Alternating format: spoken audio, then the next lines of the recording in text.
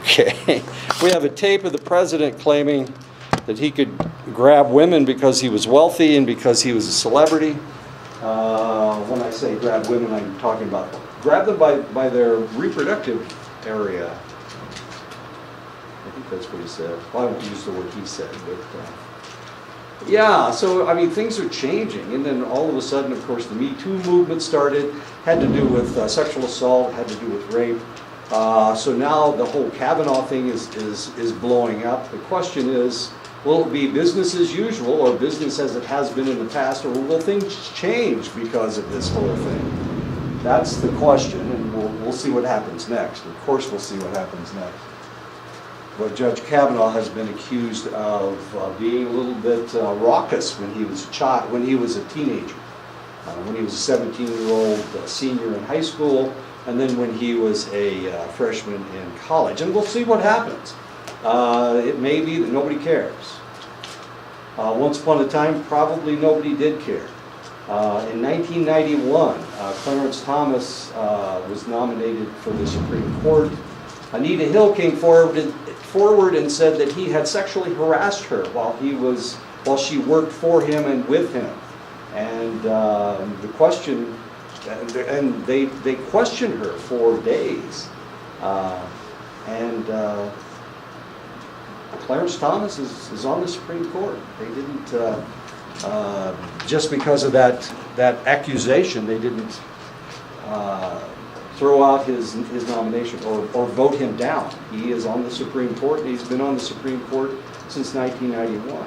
Very conservative judge, oddly, for an African-American male. He's a very conservative judge. Anyway, so the question is, so how do other cultures treat their women, and how do women appear to them? A number of researchers have identified women as more interdependent than men are around the world, whether it's in Scandinavia, whether it's in Europe, whether it's in Africa, Asia, or whether it's in South America. The features of independent entities seem more characteristic of men than of women. There are issues of gender equality in most cultures, and of course this comes up from time to time. One issue that your book doesn't really talk about, but an issue that potentially we should at least mention, is female circumcision. And female circumcision has been a cause célèbre for lots of people around the world, lots of women around the world. They say it's a horrible practice. Why in the world is it done? We need to do something about it, is what they say.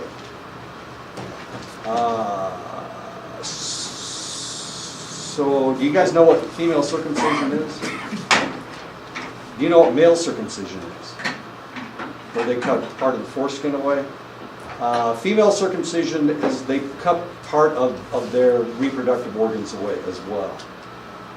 It can be as simple as the labia majora or minora taken off, or it can be as inclusive as actually cutting the clitoris off or out. So the question is, so people have asked this question around the world, and they've said this is a barbaric practice. We need to stop it. Does anybody know who circumcises their women? Who does these kinds of things? We don't do it in the United States. It's not a practice of Europe. But it has been practiced in Europe, and it has been practiced actually in the United States by various immigrant groups. Does anybody have a clue who's doing all of this stuff? Would it be Nigeria? I'm sorry? Nigeria? Actually, Nigeria is one of the countries where it's like 97% of the women are circumcised to some extent, one extent or another. And oddly, usually it's done by Muslim countries. So it's sub-Saharan Africa, and they are mostly Muslim countries. But Nigeria is about 50% Christian, which is kind of odd. I was teaching at Langston University in the early 90s, and I had a student from Nigeria, and we had this conversation.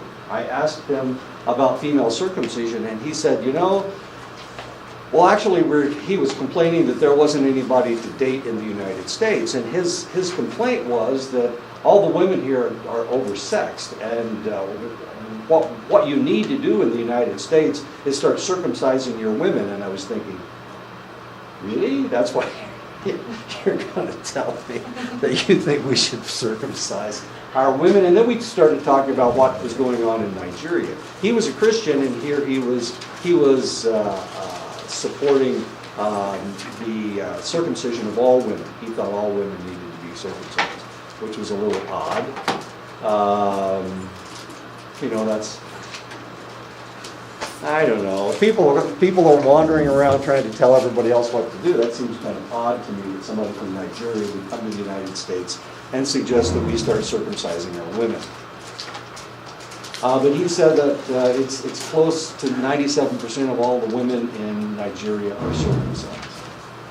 So that's what he said. I don't know if that figure is anywhere close to being correct.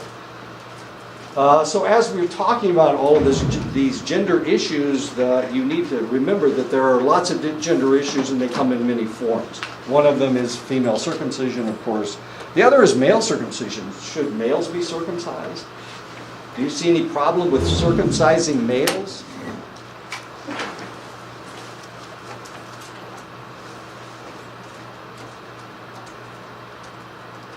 Is that okay? If any of you have male children, I would bet that they're circumcised. I would bet that they're probably circumcised.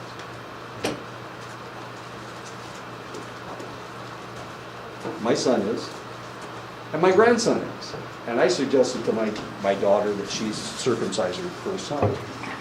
And I wanted my own son circumcised. So the question is it okay? Is this something that we shouldn't talk about? Or if you are pregnant, I mean, isn't that something that you need to think about?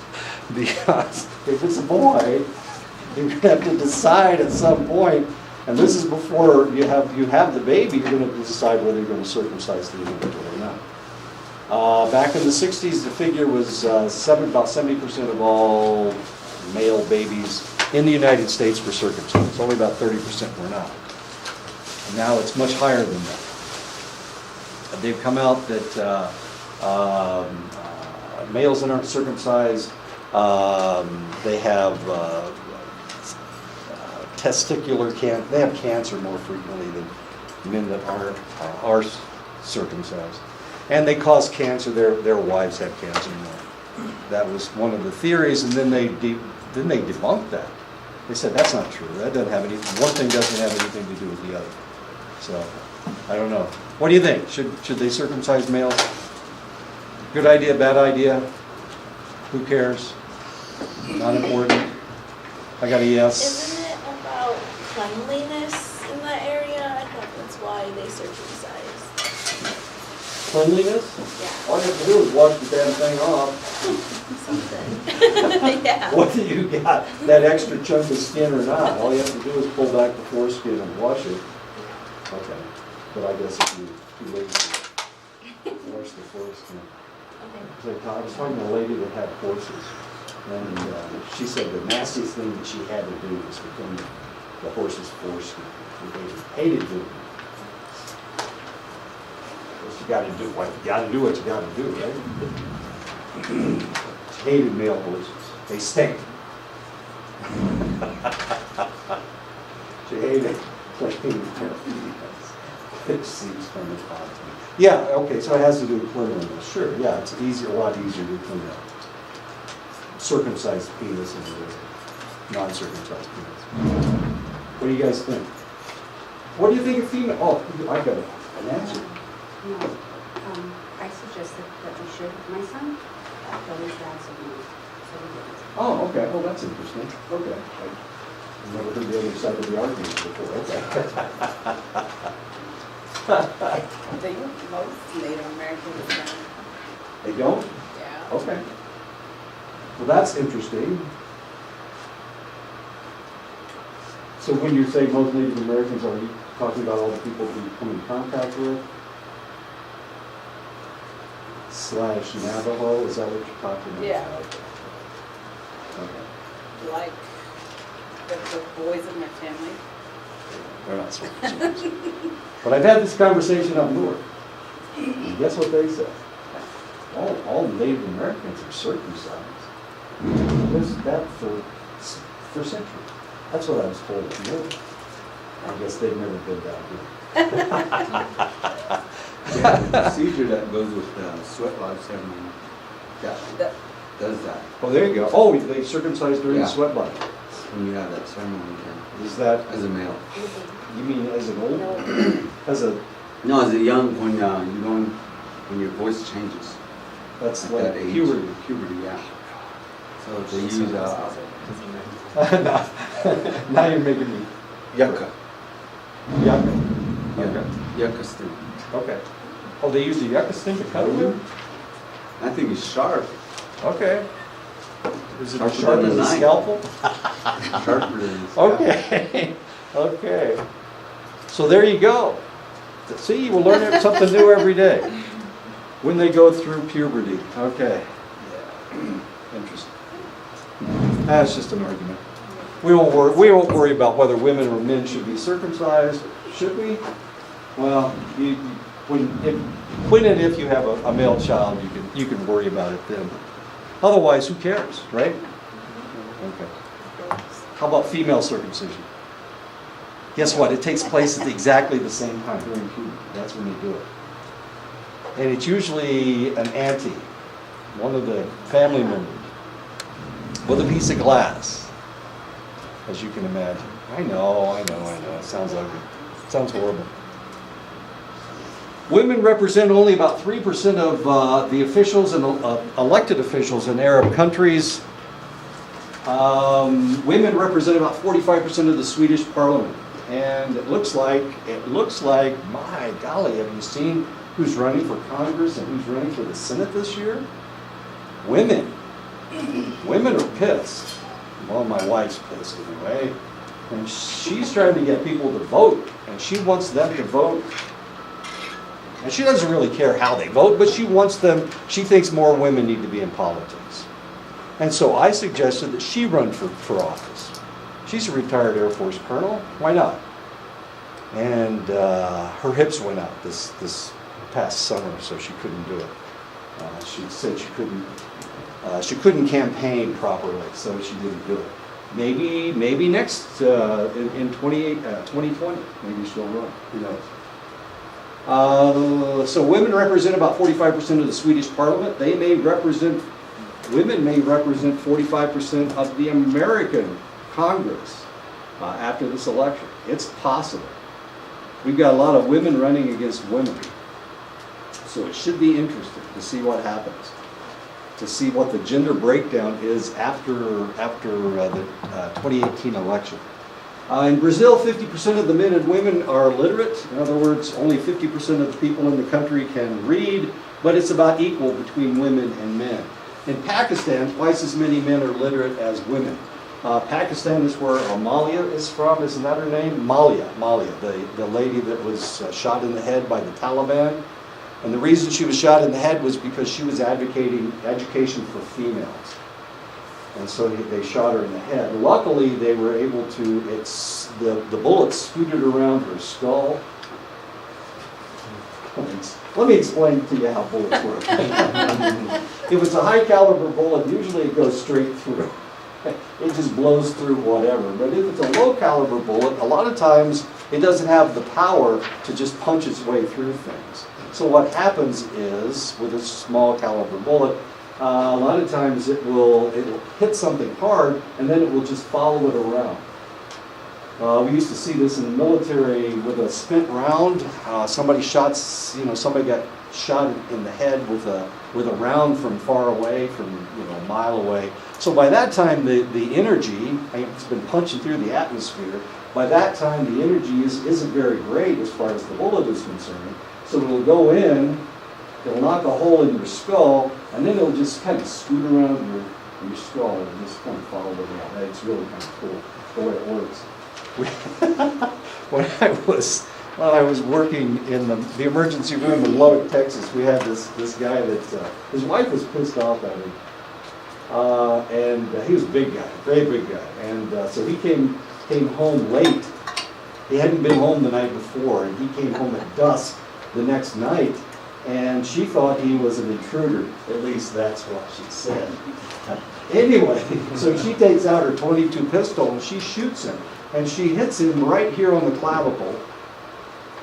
It was a 22 short, so there wasn't much pump behind it. There wasn't very much push behind it. So it hit here, and it started scooting around this guy's ribcage.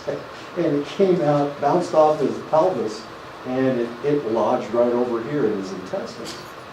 And so here we are, we're trying to take the bullet out, and this guy's as fat as a toad. I mean, he was this huge mound of flesh. So here we are digging around in him, trying to find this bullet, so just a little bitty tiny thing. We kept taking him to X-ray, taking him back to surgery, taking him back to X-ray, taking him back to surgery, trying to find this bullet. We had to X-ray him from the side, and we had to X-ray him from the front.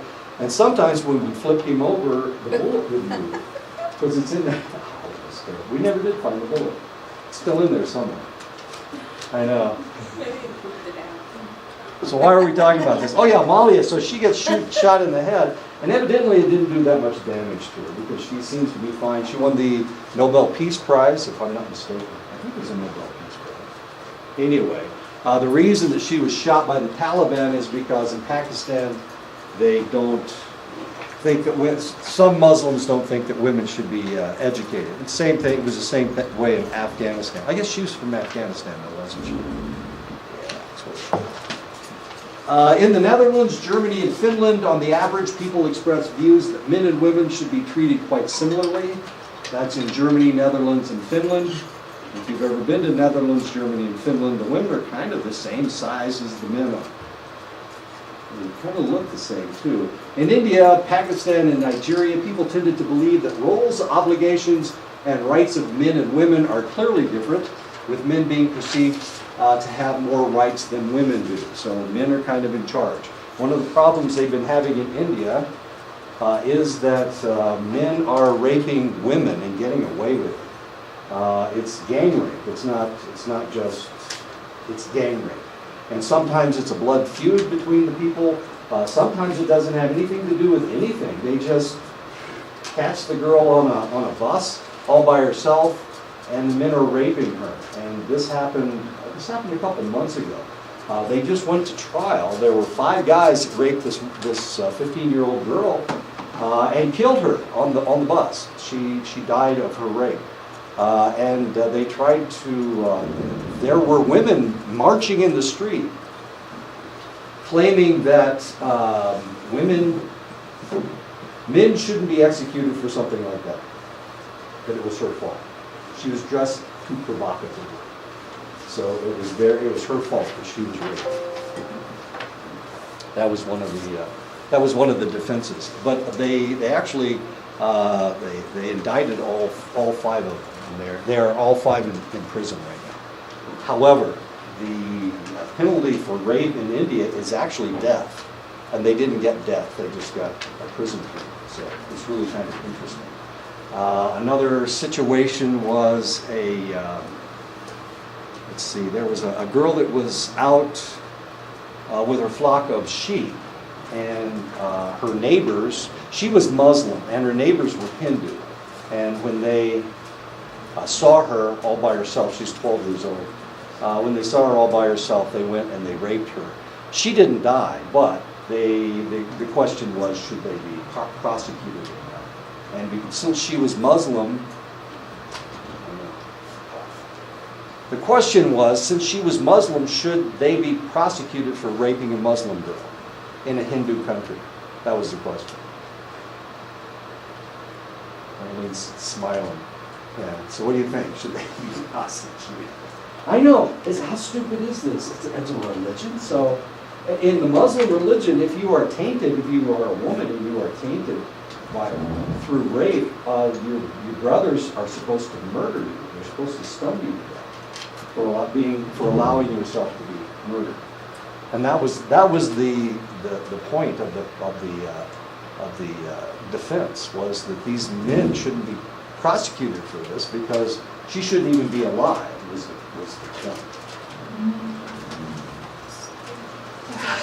point.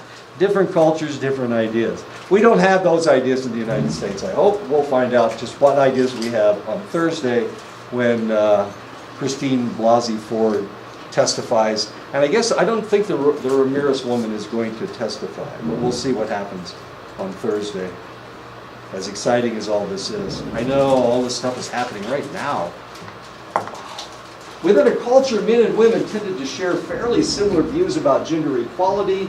In India, Pakistan, and Nigeria, women tended to embrace the gender attitudes of their respective countries. And the reason I mentioned female circumcision is because it is the females that do the circumcising. It's not males that do the circumcising.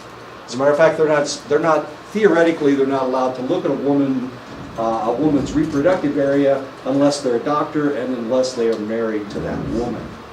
So they can't even look at it. So the individuals doing the circumcising are the females. And they have convinced the females in their country that that's what should happen. And that is what happens. As ugly or strange or however you like to look at it, as that is. In every case except two reversals in Malaysia and Pakistan, males have a significantly more traditional gender view than females do. Probably because traditional gender views benefit men more than women, just like in this advertisement from the 1950s for Van Heusen shirts. The woman is on her knees and she's serving her husband breakfast in bed because he wears the right shirt. I know, and I don't have any Van Heusen shirts. What am I going to do? How stupid is this? I'm sorry. He has the right Van Heusen tie. I apologize. I don't have any Van Heusen ties either. Anyway, so as you can see, even in the United States, this was a way to sell clothes, to sell ties back in the 1950s. So it hasn't been all that long in the United States that these ideas have changed. It was only 60 years ago that this advertisement was in the magazines. And people were laughing at it. They thought it was a joke. It doesn't look like much of a joke to me. Anyway, so we'll see what happens. Cultures in which a large percentage of the population practiced Christianity, in particular Protestantism, were more likely to have egalitarian gender views, whereas countries with a large percentage of Muslims were associated with more traditional gender views. Germany is a really strange country. In Germany, the southern part of Germany is Catholic, and the northern part of Germany is Lutheran. All the Scandinavian countries are almost exclusively Lutheran. So if you go to Germany and you live in a Catholic portion of the country, there are a lot of things that happen that don't happen in the northern part of Germany. For one thing, the Lutherans aren't nearly they don't joke as much as the Catholics do. So if you're in southern Germany, then probably you'll find somebody that will laugh with you if you make a joke. But in northern Germany, it ain't going to happen. They don't even smile. And they're all yellow-haired, and most of them are tall and slender and blue-eyed, and it's just really kind of bizarre. So if you want to see people that look like me, I'm short and squat, then you have to go to southern Germany to find Catholic people who look different. And they don't even look the same, which is fairly bizarre. However, in Germany, there is a state law that in every town in Germany, there have to be at least two churches. One church is a Lutheran church on one side of town, and on the other end of town is the Catholic church. So if you look at a German town, any German village, any German town, you'll see a church spire at one end of the town, and then a much squarer church at the other end of the town. And the square church is a Catholic church, and the one with the tall spire is Lutheran. If you've ever been around Lutherans, they build tall spires. It has something to do with going to heaven. I'm not exactly sure what it is, but they have all these really tall spires on their churches. It's really bizarre. I used to live in Nebraska, in eastern Nebraska. And there was always a Lutheran church in almost every community. And, you know, you can tell the difference between a Lutheran church and a Mormon tabernacle or whatever, because the Lutheran church always had a taller spire. If another church came to town, like the Methodist church or Presbyterian church, and they built a church with a tall spire, the Lutherans would tear down their spire and build a taller one so that they were the closer to heaven. This is important stuff. You're laughing at this, but this is important stuff. How do you get to heaven? Well, you have the tallest spire. Everybody knows that. Everybody knows that. Anyway. So Protestants tend to be a little bit more egalitarian. One of the questions about what's going on in the United States right now, there are a lot of people that are saying we need to stop immigration. Why do we want to stop immigration? Because people are coming in that aren't like us. Who are us? Who are us? Who are we? We in the old days, we used to be Protestants, and it was almost exclusively Protestant. One of the reasons that they tried to stop immigration in the early 1920s is because they were getting a lot of immigrants from southern and eastern Europe, and they were all Catholic. And it looked like the Catholics were going to take over the United States. We didn't have any members of the Supreme Court who were Catholic until into the 1960s. Our first Catholic president was John F. Kennedy in 1960. So religion has been really important, not just in the United States and every place else. So one of the questions that we have to ask ourselves now, are we trying to stop immigration because of religion? Is it because we're upset that we don't have more Protestants coming into the United States? There are a lot of Muslims coming into the United States. We're going to build a wall across Mexico, or across the northern border of Mexico. Wait a minute. Is that to keep all the Catholic people from South and Central America out? And Mexico, of course. Mexico is part of North America. Is that why we're doing it? We're going to build a wall to keep them out? Is it because they're Catholic? It has nothing else to do with it. Just happenstance. I don't know. If they convert to some other religion, maybe we'll let them in. As odd as that seems. Oddly, more northern countries express more egalitarian views, and more southern countries express more traditional gender values. If we look at south of the equator is lower half of Africa, all of South America, not Australia, but Indonesia, India. The equator actually goes through India. So all those countries, the ones south of the equator are more traditional, have more traditional gender values, except for Australia, of course. The more urbanized the country, the more likely the country will have egalitarian views. A country's individualism score correlated positively with egalitarian views. So, individualism. Of course, the most individualistic countries in the world are North America, Canada, the United States, all of Europe, and of course all of Scandinavia are the individualistic countries. One way to look at gender and culture is to determine which gender identity is viewed to be more essentialized. Essentialized means which gender is thought to reflect an underlying, unchangeable essence. I know this seems kind of weird, but if you think of boys and girls in the United States, does it bother you more if a girl plays basketball, or does it bother you more if a boy plays with dogs? Why? Why? Do we have does everybody agree? Boys playing with dolls? Yeah. The girls playing basketball, that just doesn't seem right. No. The girl who plays football, probably. That's not right either, is it? How about girls? Basketball is, I guess, neutral, I guess. How about girls playing hockey? I don't know. I'm not a hockey fan. We have a winner Winter Olympics women's hockey. We have an NCAA championship in women's hockey. Is that right? Hockey's a brutal sport. It's full of blood and gore. People get splashed on the ice all the time.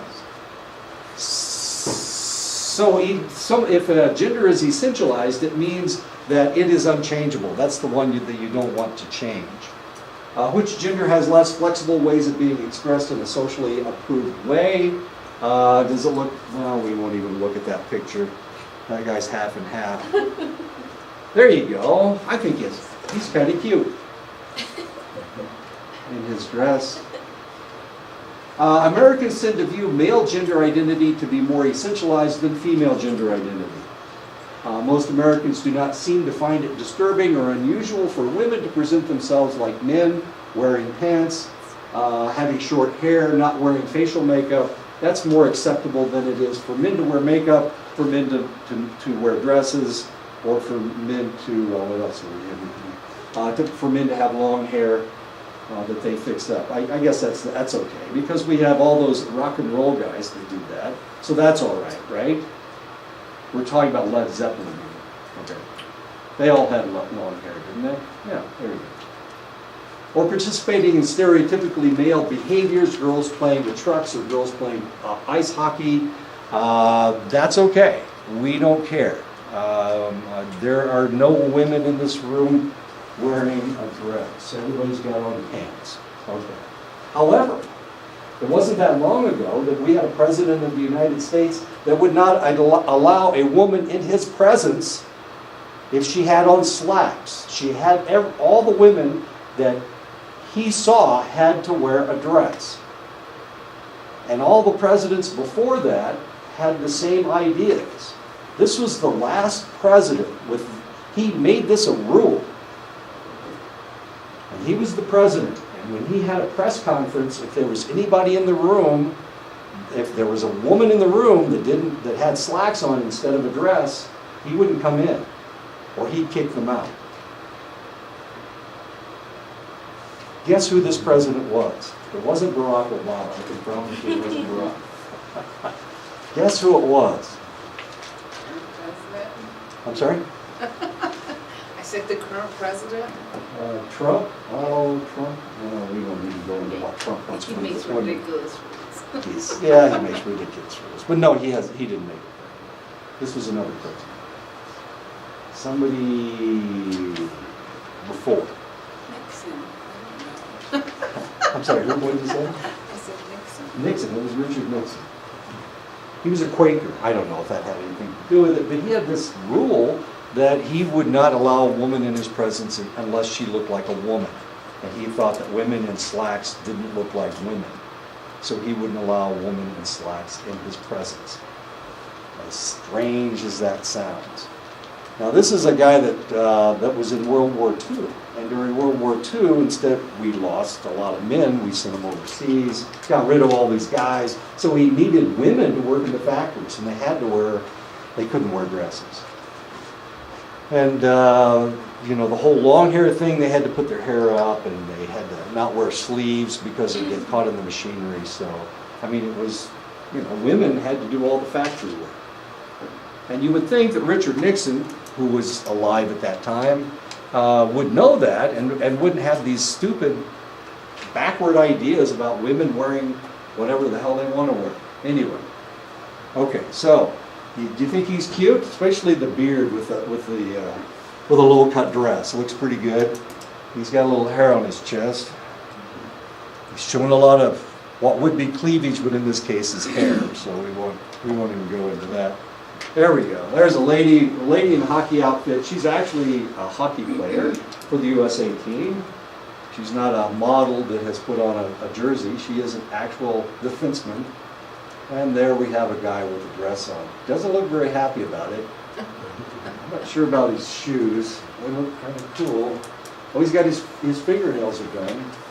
He doesn't look like he's a happy man, does he? No. Okay. This looks weirder than this does. Does everybody agree with that? This looks okay. This, not so much. Okay. What do you think? Should we all wear dresses? All the guys wear dresses? I don't even have a dress in my house. Okay, we're all going to wear dresses on Thursday. Let's see who does it. Tyrone's in the back going, I'm not listening. I didn't hear a word you said. Okay. Good for you. Many Americans do find it disturbing or unusual for men to present themselves as women, such as wearing dresses or high heels or lipstick, or to participate in stereotypically female behaviors, playing with dolls or taking ballet lessons. Not so much the ballet lessons, however, because that teaches you muscle control. But playing with dolls, maybe that's not something that, well, I don't know. We have G.I. Joe. We have all of these dolls. We have all these dolls that people can play with now. All the Marvel comics, Spider-Man, Batman. My grandson plays with Batman dolls, Spider-Man dolls.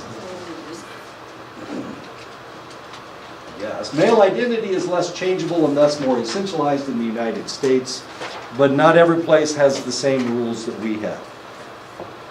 In Hindu myths, many more male gods change into female goddesses than female goddesses change into gods.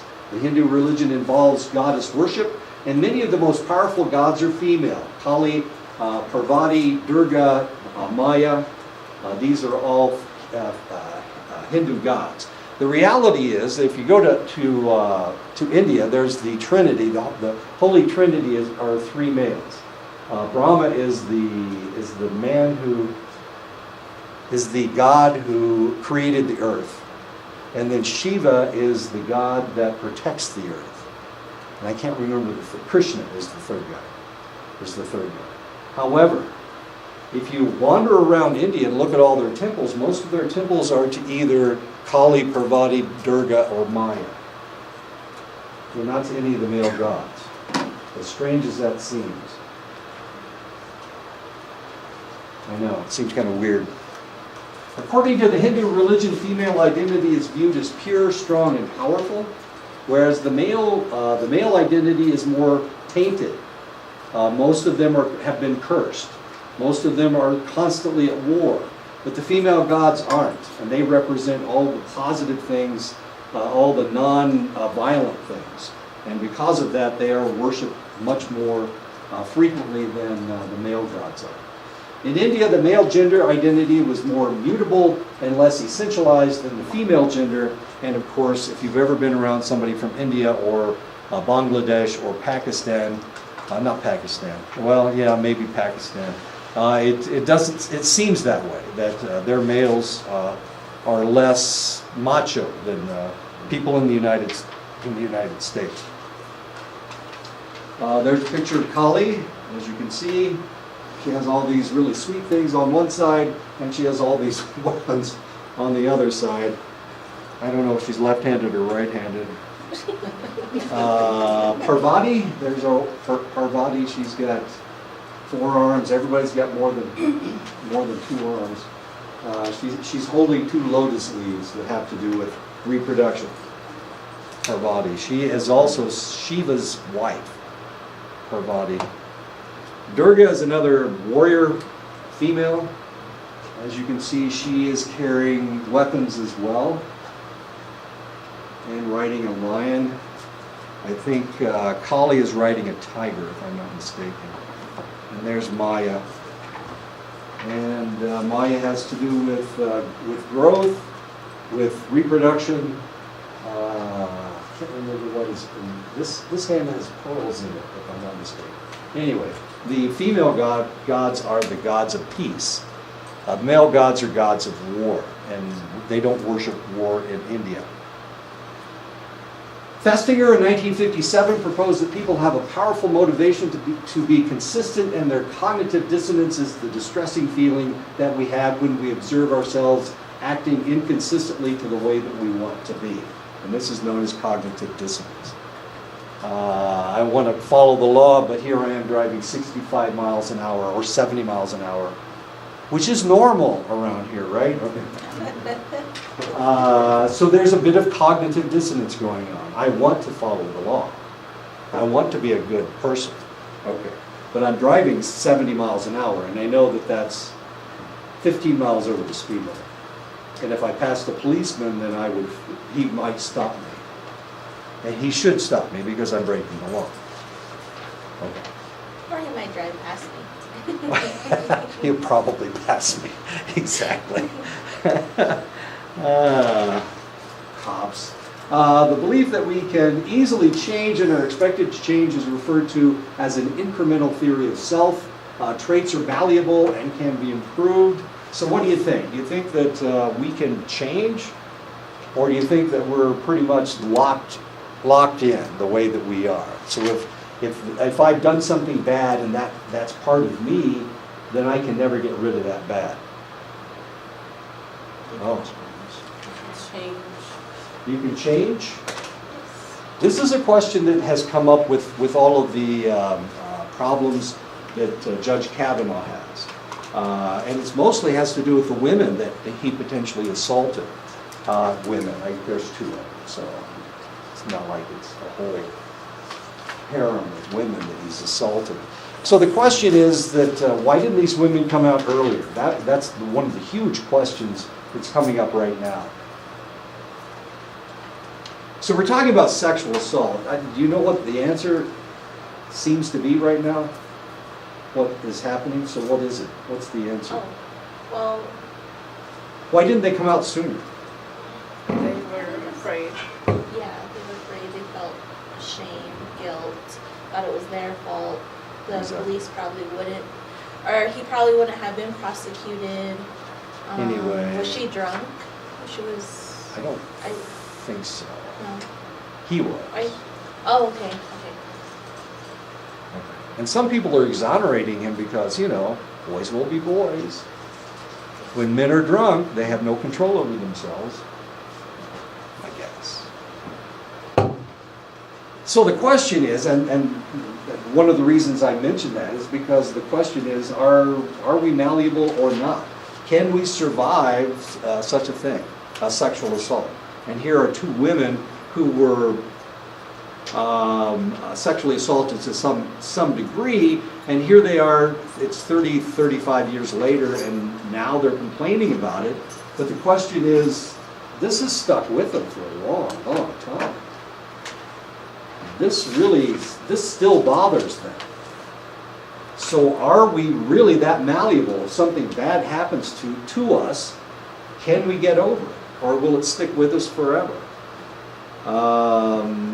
Blasey Ford saw a counselor 8 years ago and mentioned this as one of the traumatic times. It bothered her to the extent that she needed to go to counseling, and this is 27 years later, and she still needed to go to counseling for it. So is it written in stone, or is it malleable?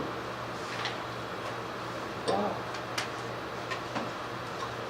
Some people go to war and they're ruined for the rest of their life. Well, they're not wounded, but because of what they did in the war, it messes with them the rest of their lives. Other individuals, not so much. So that's the question we have to ask ourselves. Is it written on stone, or is it not written on stone? Or written in stone? Aspects of the self are largely resistant to change, which is known as the entity theory of self. Individuals with this view see their attributes to be largely inborn. So we're born with whatever we have, and whatever I do in my life, it will always, that's my personality, and it will always be there. I cannot change who I am. What do you think? Do you think that's real, or do you think we have the ability to change? To some extent. Okay. I had friends when I was in the service who, when they were in Mississippi, they acted like people from Mississippi. When they were in Texas, they acted like Texans. Jackasses. Okay. When they were in Oklahoma, they acted like Oklahomans, which act a lot like Texans. I don't know if you've ever been to Oklahoma. Anyway. Their state seal is exactly the same as Oklahoma and Texas have the same state seal, except one says Oklahoma, the other says Texas. Okay, it's a star. It's a big star. As stupid as that is. Anyway, okay. So they changed. They changed wherever they went. And they started acting like the people around them wherever they went. And I thought, well, that's not right. I'm not going to do that. I don't think that's right. And I got into some degree of trouble because I didn't act like a Texan in Texas. I got in a lot of trouble in Mississippi because I didn't act like a racist in Mississippi. I'm a white guy, I should be acting like a racist because that's the way the white people act in Mississippi. I got into a ton of trouble in Mississippi. I was there 95 through 97. I got into lots of trouble. There were a lot of people pissed off at me when I left Mississippi. I know. I was teaching at Mississippi University for women. Oh, it was horrible. I mean, it was different. But I decided that I was going to be myself. I was going to be the same person I was in Mississippi as I was in the North. There was an individual that was from my hometown. He went to my college, and he was teaching at the Mississippi University for Women the same time I was teaching, and he was a bit of a racist. He was acting like people in Mississippi, and I asked him, do you act this way when you're in Indiana? He said, no, I don't act this way. But down here, if you want to get along, you have to act like the people down here. Is that right? Do you have to do that? When in Rome, do as the Romans do? What do you think? When in Navajo Nation, you have to act like people on the Navajo Nation in order to get along? Can I be myself? No.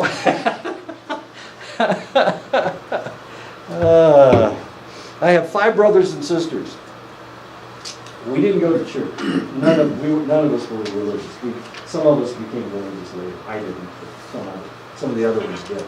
When we went to school, we had to go to Bible school on Thursdays. Thursday afternoon. Like all Thursday afternoons, Bible school. Well, I didn't go to church, so I didn't want to go. That makes sense, doesn't it? Why would I go to Bible school if I didn't study it? I mean, if I wasn't religious. That makes sense. Do you agree with that? Please, Sharon, agree with me. Okay. I definitely agree with that. Okay. That makes sense. But I've got 5 brothers and sisters.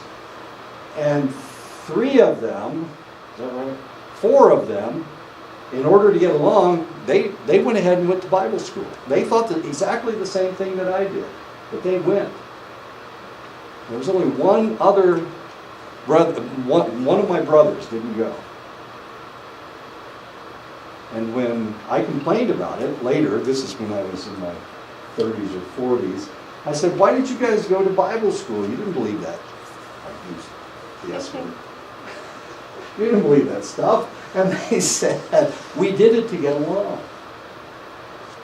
Why do you have to do that? Why do we have to get along?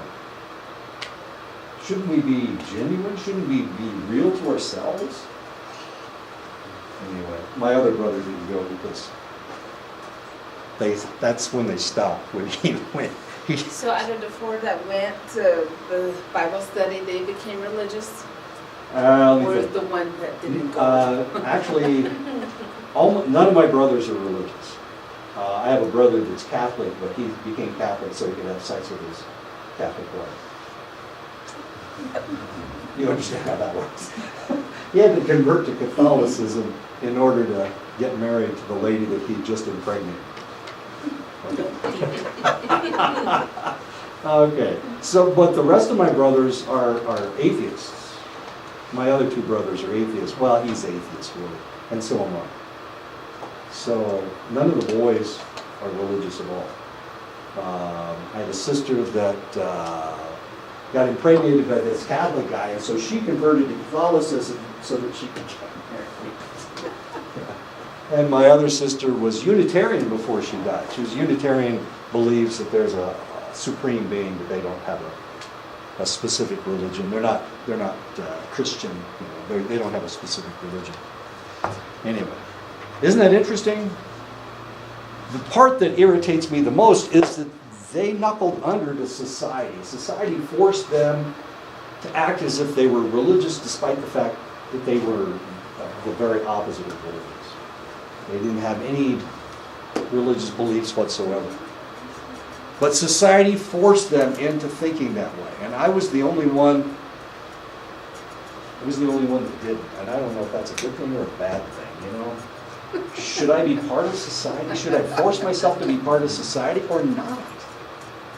Should I act like people in Texas when I'm in Texas? Should I be a racist in Mississippi because all the other white people are racist?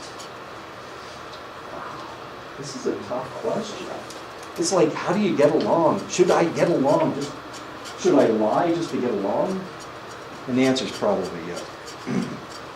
Anyway, so some people, they think that their knowledge and all of their intelligence, who they're going to be, is all written in stone, that they can never change. And other people feel that they're malleable. One of the things that happened when I was in the military, I realized I got in trouble when I was back at my last base. This time, I'm going to pretend that I'm somebody else so that I can get along. Not change my personality, of course, but, you know, just be a different guy. And I did. I experimented with different personalities. Every time I went to a new base, I would experiment with a different personality. And now I can do the same thing. Every time I move, the only person that knows who I was before is my wife, and she's not going to say anything. She likes to pretend that I don't exist anyway. Yours does too, doesn't she? I do exist. Okay. Come on, there we go. Okay. Research found that 60% of the Chinese high school students said that that the key to success in math is to study hard. This is really important to me because my son's a math major. He's getting a master's degree in mathematics. And he teaches high school mathematics. So here we have 60% of the people in China think that all they need to do is study hard and they can do anything that they want. In contrast, less than 25% of American high school students felt this way. In other words, if you flunked mathematics when you were in the 3rd grade, then you're never going to pass mathematics because it is written in stone that you can't do mathematics. And so you think that you've got this mathematical block, this inability to figure out, to cipher, I guess that's what ciphering is, to figure out where the addition. Anyway. That's the idea. Is that true? Well, 25% of the people in the United States think that that's true. If you have a hard time with mathematics, you'll always have a hard time with mathematics. It will never make any sense to you. The Japanese believe more than Americans that intelligence is based on how hard you try rather than on what you are born with. Of course, we can give somebody an IQ test and we can find out what your potential is we call it an IQ, but actually it's a PQ. It's a potential quotient. So if you get a really high score on an IQ test, it just means that you have the potential to be really smart if you apply yourself. I have lots and lots of relatives who have really high IQs. I'm not bragging because these are the laziest people that you could possibly imagine, to the extent that most of them are on welfare, with IQs in the 150, 160 range. They've never done jack squat with their intelligence, but they brag about it all the time. I have relatives who dropped out of school in the 8th grade because they couldn't get along with teachers. They were so much smarter than the damn teacher.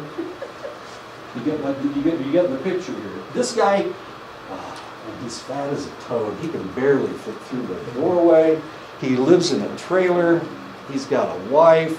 He's got like 4 kids, and they're all the same as he is.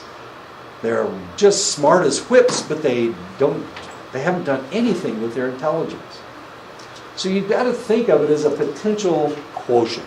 You have the potential to be really, really smart, but you have to apply yourself, and that's something my family doesn't do. We don't apply ourselves, except me and my sister. We're like it. I have a brother. All my relatives, all my brothers and sisters are smarter than I. I mean, tons smarter than I. And I have one sister that had a degree in math, and she was a lawyer. And my other brothers and my other sister, nothing, zero, zilch. As irritating as that is. I'm the dummy in the family. It's really kind of sad to be the dumb person in the family. To get into sitting around the dinner table having an argument with my brothers and sisters, gee, Christmas, that was painful. I was the dumbest one in the family. It was so obvious. To get into a good American university, you typically need to get an acceptable score on the SAT test.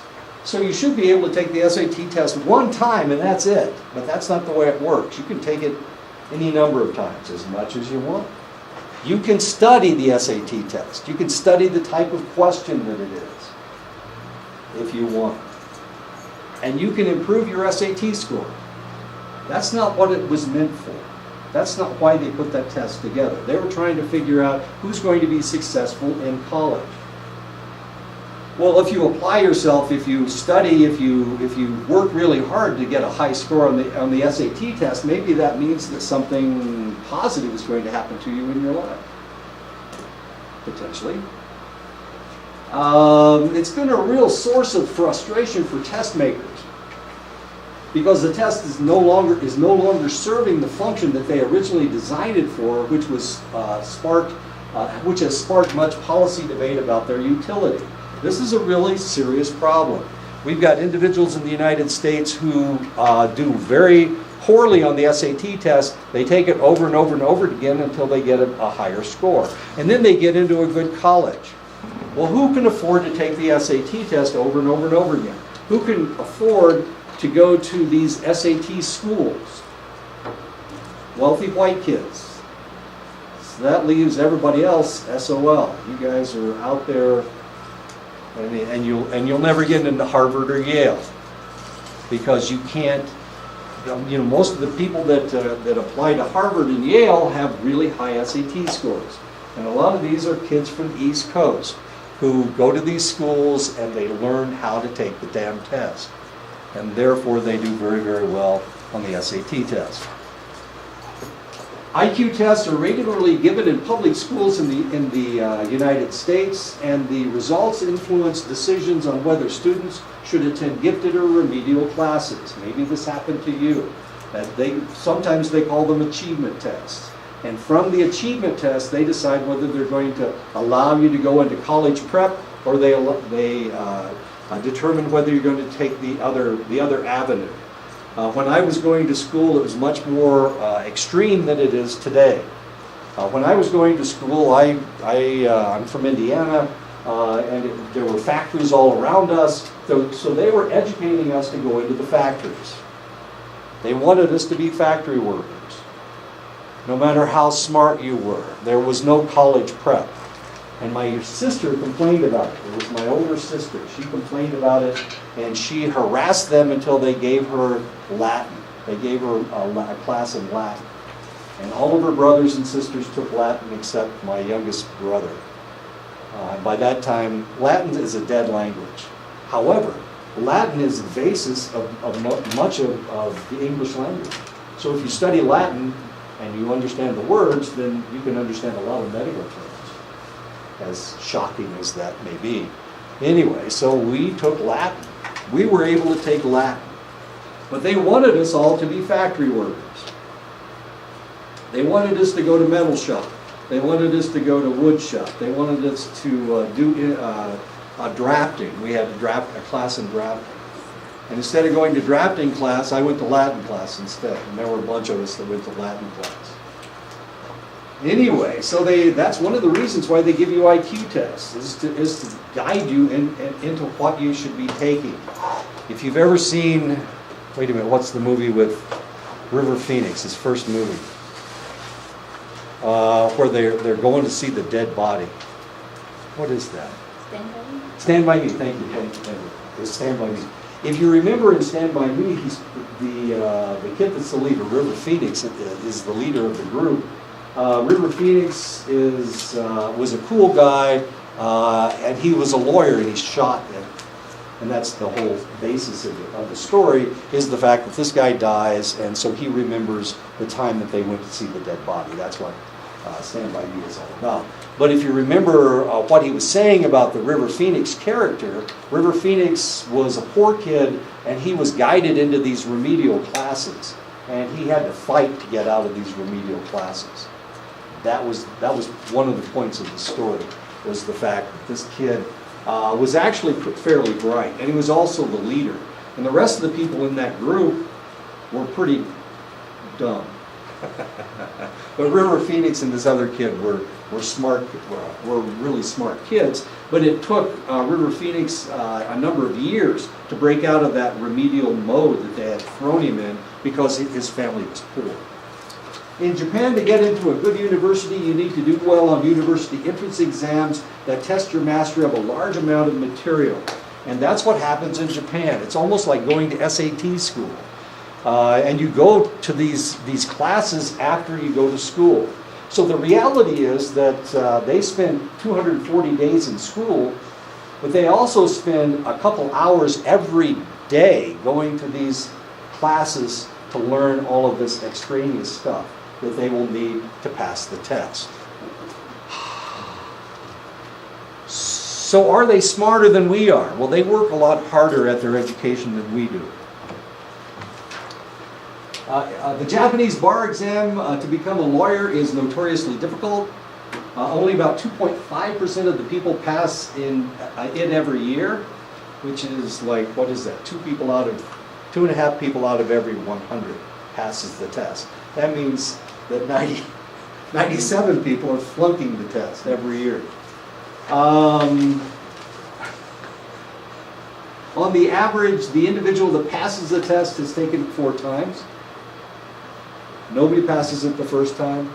In the United States, on the other hand, 2/3 of the people that take the American bar examination pass the test the first time they take it.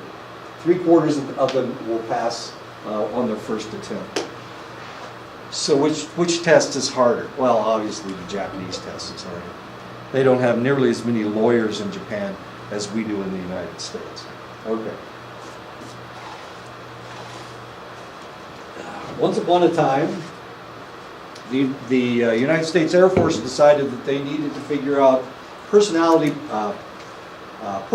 profiles for individuals becoming officers in their corps. The United States Air Force is based primarily on flying. So they needed officers with the right personalities. So they hired these two guys. These two guys, Tupes and Crystal in the 1950s, they put together a personality profile test for Air Force officers. And it became known as the Big Five Factor Model of Personality. They're not the ones that, well, they did publish. They published in 1960, but when they published in 1960, the only people that read it were other military people. It wasn't an academic paper. So later, there were other individuals that stole this from them. But Tupes and Crystal were the individuals that put together the 5-factor model. And they were working for the RAND Corporation. The RAND Corporation is out in Santa Monica, California, and they do research for the Air Force. And they're the ones that came up with it. Tupes and Crystal used factor analysis to determine which of Cattell's 16 personality factors were significant for Air Force officers. They came up with 5 that factored as most important over and over again, and these are the 5 factors. And if you think about it, what I want you to think about is what makes a good military officer or a good Air Force officer, because there is a difference between the Army, the Marines, the Navy, and the Air Force. In the Air Force, in the Army, the people that die the most are enlisted personnel because they do most of the fighting. In the Marines, it's mostly the enlisted personnel because they do most of the fighting. In the Air Force, it's the officers that die because they're the ones that do most of the fighting. They're the ones that fly the airplanes. Air Force personnel who are enlisted don't really do much of the fighting. They do now to some extent. But in the old days, of course, they were the ones that fixed the airplanes. They were the ones that took care of the officers so that they could fly. So the Air Force model is a little bit different than the Marine and the Navy or the Army model. The Navy model is kind of split. It's kind of bifurcated. They've got a flying corps as well. The Marines have a flying corps as well, but not nearly as much as the Air Force does. Okay, so And looking at these 16 factors, this is Catel's 16-factor model. Looking at these 16 factors, which ones could be used by Air Force personnel to decide who would make a good pilot, who would make a good officer, in essence, who would make a good officer. Warmth, reasoning, emotional stability, dominance, liveliness, rule consciousness, social boldness, sensitivity, vigilance, abstractedness, privateness, apprehension, openness to change, open reliance, perfectionism, and tension. And the idea was they were looking for factors that would make a good officer. Well, some of them don't really fit. Dominance fits. Liveliness might potentially fit. Reasoning hopefully fits.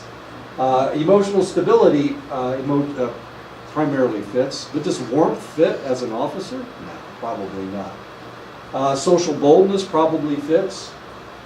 Rural consciousness fits. Sensitivity? Probably not. Yeah, it probably doesn't fit. Tension? No, we want this guy to be able to function in dangerous situations. Perfectionism? Yeah, maybe. Self-reliance? Yeah, probably. Openness to change? Yeah. Apprehension? Probably. You don't want your officers to be overly anxious. Privateness? Do you want your officers to be private? Oh no, not really. Abstractedness? No, you don't want them. They don't want them to be abstract, but you do want them to be vigilant. These are the 5 that they came up with. Openness to experience reflects a person's intelligence and curiosity about the world. So openness to experience was good. These individuals were not only going to be flying airplanes, but potentially they were going to be stationed in places that weren't their homes. So they were going to be sending them to Texas for training, and then they were going to be sending them to Japan or Germany as one of their assignments. So they needed to be open to experience. Conscientiousness, of course, indicates how responsible and dependable an individual is. Of course, you want your officers to be conscious, or conscientious. Extroversion indicates how much an individual is active and dominant. So you wanted them to be an extrovert. Agreeableness is the extent to which a person tends to be warm and pleasant. So you do want them to be agreeable so that they can tell people what to do. Neuroticism is the degree to which an individual can be seen as emotionally stable and unpredictable. So you want these people to follow orders. So you need them to be just a little bit afraid of the guy that's above them. So you want them to be just a little bit paranoid. You want them to be somewhat neurotic.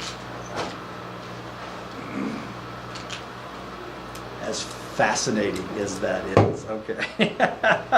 You want them to be just a little bit nuts, just a little bit nuts. Then they make a good officer.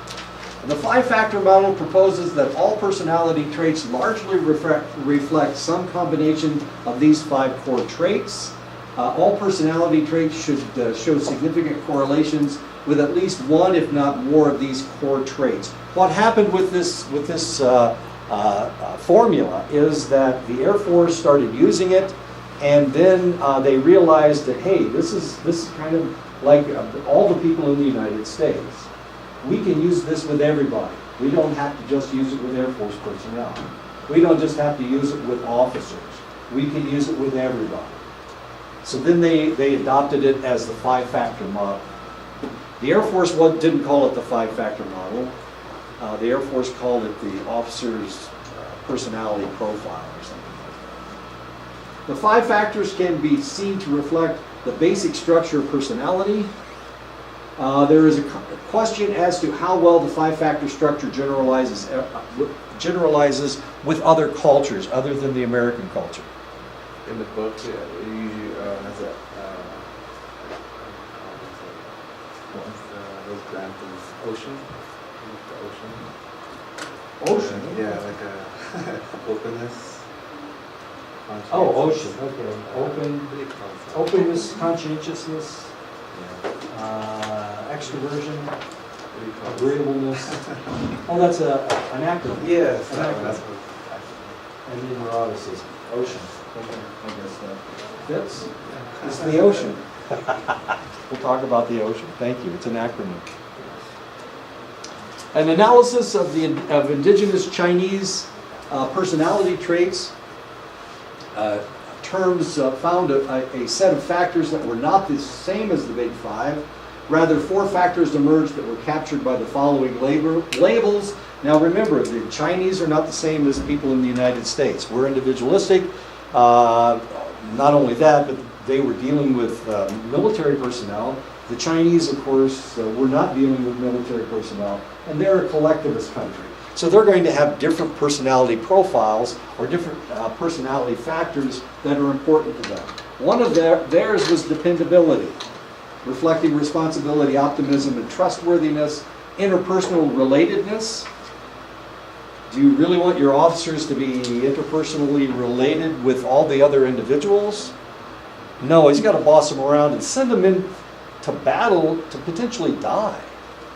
So you really don't want that interpersonal relatedness. However, in a collectivist country, then that is probably extremely important. Social potency, reflecting leadership, adventurousness, and extroversion. Social potency, and that has to do with controlling a society. So somebody has to be the leader. And then individualism, reflecting logical orientation, defensiveness, and self-orientation. And that's what they discovered in China. Now this one's really interesting. This is the Philippines. Has anybody ever been to the Philippines?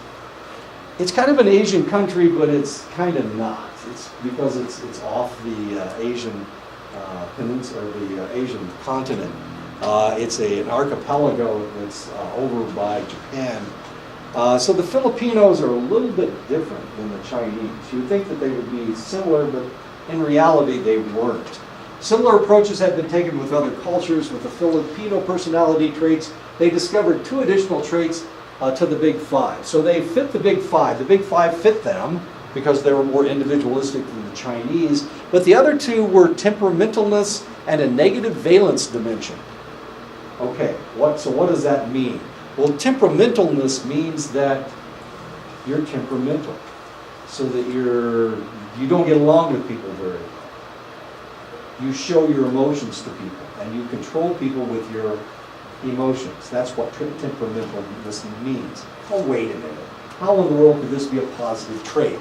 Well, the other one was a negative valence dimension. In other words, the more negative their emotions, the easier it was for them to control other people. So in the Philippines, the individual that was in charge was not only was he temperamental, but he also controlled people with his negative emotions.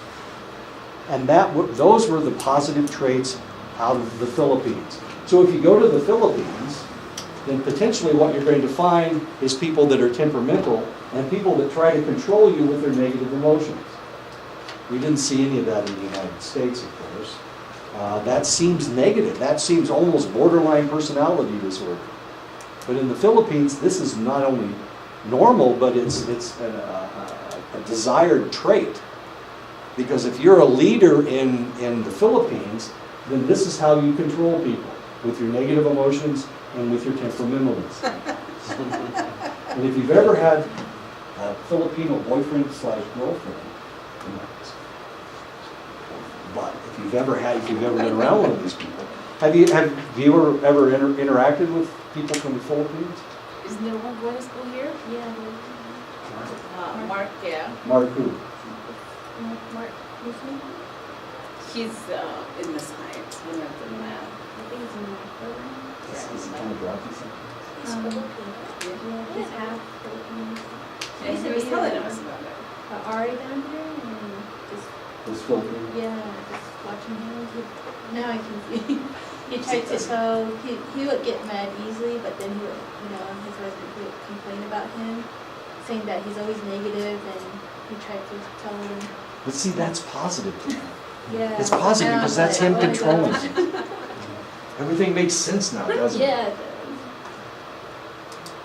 I had a Filipino girlfriend, and she was just the most wonderful person in the world. And then all of a sudden, when she fell in love with me, all of a sudden, this kind of stuff came out. And I'm going, what happened? Yesterday, everything was fine. And today, all of a sudden, you know, she's acting in a negative manner and trying to control me with her negativity. It was just weird. It was something that I couldn't really, I couldn't resolve. So I certainly didn't marry her. My God. That would So have how would they control people with temperamentalness? Temperamentalism? So who's in charge? Me or you? You? Okay, I'm in charge, so you think that you can read my mind, but I'm going to make sure that you can't read my mind. So you're going to be guessing all the time. And that's how I'm going to control it, with my temperamentalness. I'm going to change my emotions. You're going to think that I should be happy, and I'm going to be unhappy. And you're going to wish that... See, it's just like borderline personality disorder. It's so weird. And I'm going to be unhappy more than I'm going to be happy. My negative emotions, I'm going to use my negative emotions to control you. That's what happened. This lady was the happiest person in the world. All of a sudden, she just did a backflip, and all of a sudden, you know, she was somebody totally different. She was grouchy. You know, if I liked the food, and she said, "Oh, I'm not going to make that anymore." What? Why not? I liked your food. What's going on here? I know, it's a tragedy. Fascinating that these people can do things that are different. I have a cousin sister who was married to A Filipino? Was it that way?